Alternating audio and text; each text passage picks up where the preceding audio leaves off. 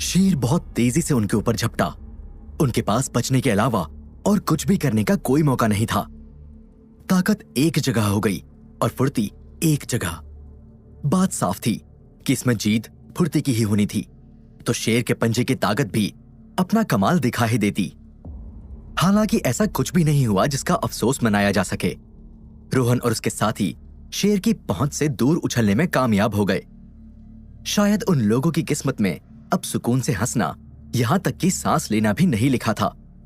थोड़ी ही देर के लिए राहत की सांस मिलती और फिर कोई न कोई खतरा उनके सामने आकर खड़ा हो जाता। और बस इतना ही नहीं, खतरे संख्या में बढ़ते भी चले जाते। यहां भी ऐसा ही हुआ। एक शेर कम था जो उसके पीछे से दूसरा शेर भी उनका शिकार करने के लिए आ गया।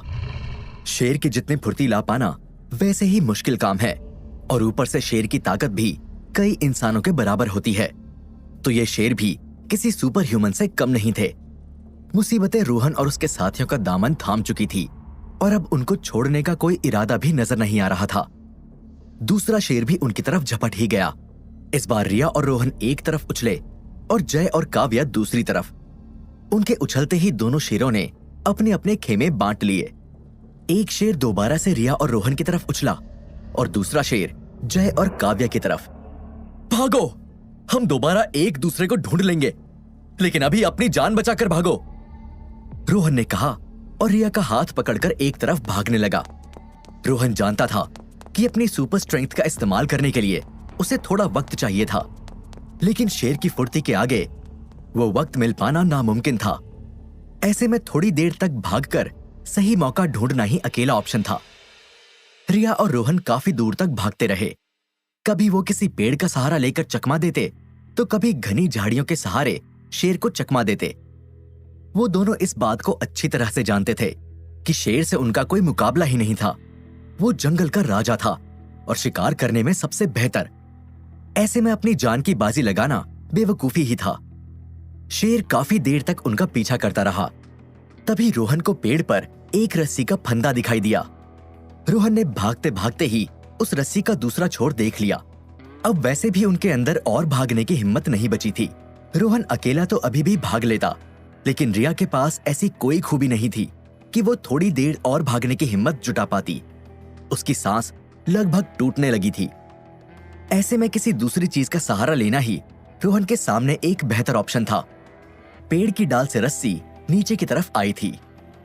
यह भी एक ट्रैप था। रोहन रिया के साथ भागकर उस ट्रैप की तरफ गया। रस्सी एक पत्थर से बंधी हुई थी और उससे थोड़ी ही दूरी पर उसका दूसरा हिस्सा होना था। रोहन ने अनुमान लगाया कि जरूर यह जाल वाला ट्रैप होगा, जिसमें रस्सी की हल्की सी हलचल से ही पत्थर नीचे गिरेगा और जाल में शिकार खुद फंस जाएगा। यानी अब शिकारी खुद शिकार बनने वाला था। शेर जाल के पास आ चुका था। रोहन का अनुमान बिल्कुल सही निकला। जाल के सहारे हल्की सी हलचल हुई और पत्थर नीचे गिर गया। शेर की ओर नीचे से जाल निकला और शेर को लपेटता हुआ हवा में लटक गया। शेर जाल में छटपटाता रहा, लेकिन उसकी छटपटाहट किसी काम नहीं आने वाली थी। थोड़ी ही देर में उसने छटपटाना बंद कर दिया। रोहन और रिया गहरी गहरी सांस ले रहे थे। वो बुरी तरह से थक चुके थे। शेर की इस हालत पर उन्हें तरस आ रहा था, लेकिन वो उसे आजाद नहीं कर सकते थे, वरना शेर उनका ही शिकार कर लेता। थोड़ी देर वहीं ठहरने के बाद रिया और रोहन वहां से चले गए। उनकी सांसें अभी भी तेज थी। लगता है हम जय और काव्या से बहुत दूर निकल आए हैं, लेकिन अभी वो एग्जैक्टली कहां हैं, ये पता लगाना बड़ा मुश्किल होगा, रोहन ने कहा। अंधेरा होने वाला है, हम अभी कहीं भटक नहीं सकते, वरना हम फिर खतरे में पड़ जाएंगे। हमें रुकने के लिए कोई सेफ जगह देख लेनी चाहिए, रिया ने कहा। रोहन को रिया की बात सही लगी। वो लोग आगे की तरफ बढ़ने लगे। तभी उन्हें पानी का एक छोटा सा झरना दिखाई दिया। वो पानी पीने के लिए काफी साफ था, तो रोहन और रिया ने अपना मुंह धोकर थोड़ा सा पानी पी लिया। अब उन्हें काफी हल्का महसूस हो रहा था। रिया, हम इस पानी के आसपास नहीं रुक सकते, क्योंकि जानवर सुबह सुबह पानी पीने जरूर आएंगे और हमें पता भी नहीं चल पाएगा कि कब वो हम पर नींद में हमला कर देंगे, रोहन ने रिया को सुझाव दिया। उसके बाद दोनों थोड़ी दूरी तक और आगे बढ़े। उन्हें एक गुफा दिखाई दी। रात में चट्टानों के सहारे आराम करना एक बेहतर ऑप्शन था, क्योंकि खुले में सोना तो मौत को न्योता देने जैसा था। हमें आज रात इसी गुफा में रुक जाना चाहिए। जब तक हम इस आइलैंड पर नहीं आए थे तब तक तो हमारे फोन में नेटवर्क भी आ रहे थे, लेकिन इस आइलैंड पर आते ही नेटवर्क आना भी बंद हो चुके हैं।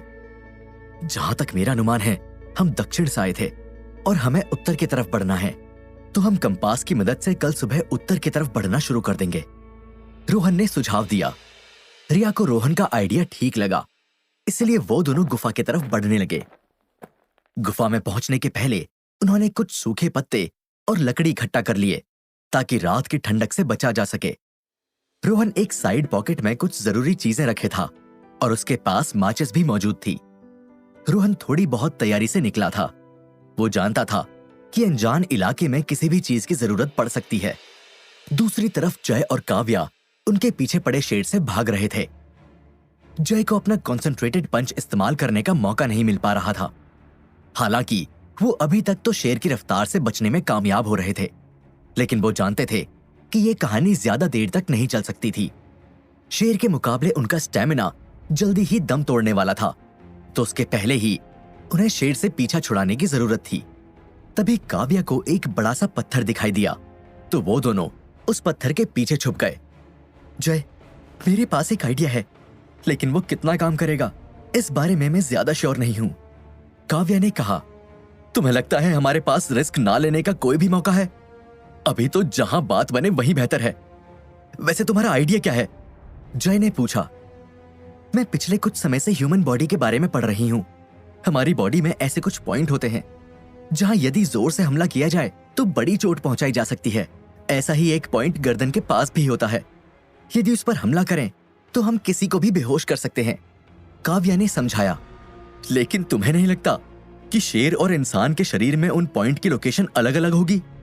इसमें तो बहुत खतरा है। जय ने कहा, देखो, अभी के लिए हमारे पास इस मुसीबत से बचने का यही एक मौका है, लेकिन इसमें मुझे तुम्हारी भी जरूरत लगेगी। मैं चाहती हूं कि तुम शेर का ध्यान बटाओ। जैसे ही मुझे मौका मिलेगा मैं उस पर धावा बोल दूंगी। काव्या ने कहा, तो तुम मुझे बलि का बकरा बनाना चाहती हो? ये कोई बात हुई? जिस शेर से अभी तक हम बुरी तरह से अपनी जान बचा पाए हैं, तुम चाहती हो कि मैं उसे खुली चुनौती दूं? जय ने चिढ़कर कहा, क्या हमारे पास कोई दूसरा चारा है? काव्या ने कहा।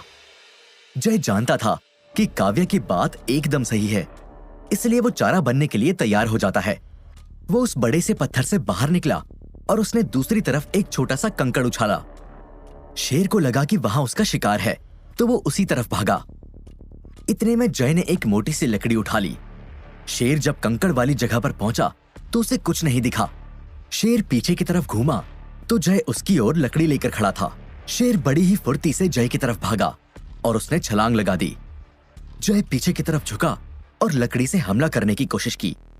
हालांकि दोनों ही अपने अपने हमलों में कामयाब नहीं हो पाए, लेकिन शेर अपने हमले में नाकामयाब होने से थोड़ा लड़खड़ा गया था। जय को यह सबसे अच्छा मौका लगा। वो शेर की तरफ उछला और उसने मोटी सी लकड़ी को शेर के मुंह की तरफ लहराया। किस्मत से शेर का मुंह भी लकड़ी की तरफ मुड़ गया। शेर के मुंह पर जैसे ही लकड़ी पड़ी, शेर का दिमाग हिल गया। वो काफी देर तक अपनी जगह पर खड़ा खड़ा हिलता रहा। बस यही वो मौका था जिसकी तलाश काव्या को थी। काव्या पूरी तरह से चौकन्नी बैठी हुई थी। मौका पाते ही वो शेर की तरफ झपटी और उसकी गर्दन के पास जाकर अपनी 2 उंगलियों से हमला किया। हमला करते ही काव्या वापस आ गई, लेकिन शेर जस का तस खड़ा था। ये देखकर काव्या और जय हैरान रह गए। उन्हें लगा था कि ये चाल काम कर जाएगी, लेकिन ऐसा नहीं हुआ। अब उनके पास करने को कुछ नहीं था। अब बस भागना ही बाकी रह गया था, लेकिन शेर में अभी भी कोई हलचल नहीं दिख रही थी। जय और काव्या को लगा कि शायद लकड़ी के हमले के कारण शेर का सर अभी तक चकराया हुआ था, लेकिन अगले ही पल जो हुआ उसकी उन दोनों ने उम्मीद भी नहीं की थी। शेर अचानक से जमीन पर ढेर हो गया। काव्या का हमला काम कर गया था। शेर की आंखें बंद हो गई थी।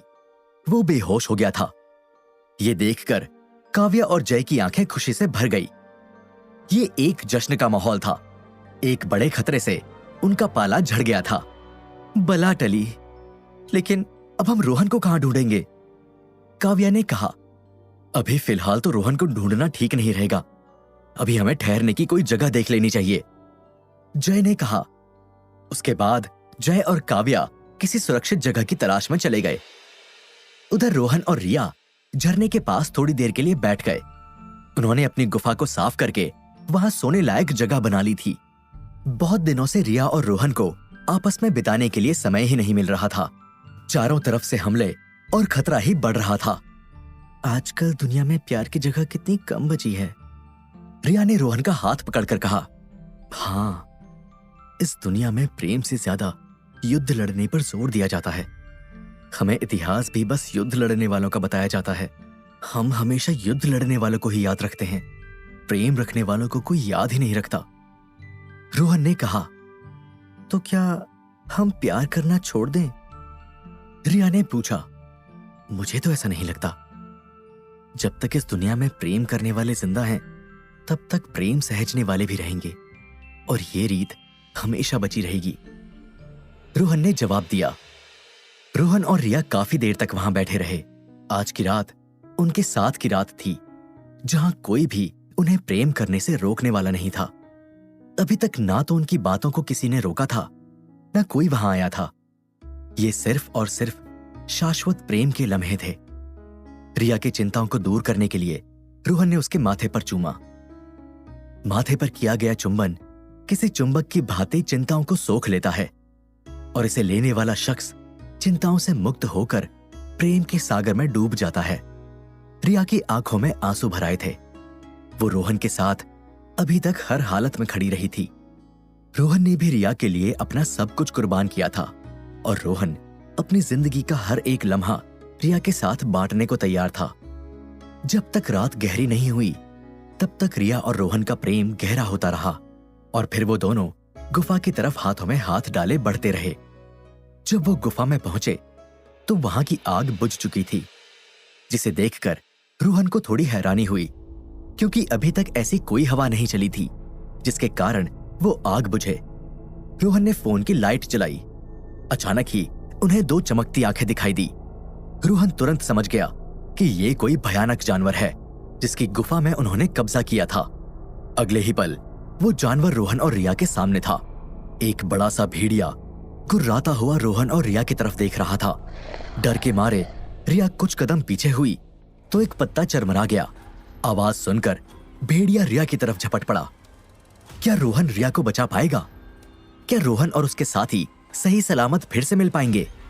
जानने के लिए सुनिए सीक्रेट मिलेनियर का अगला एपिसोड, सिर्फ पॉकेट एफएम पर।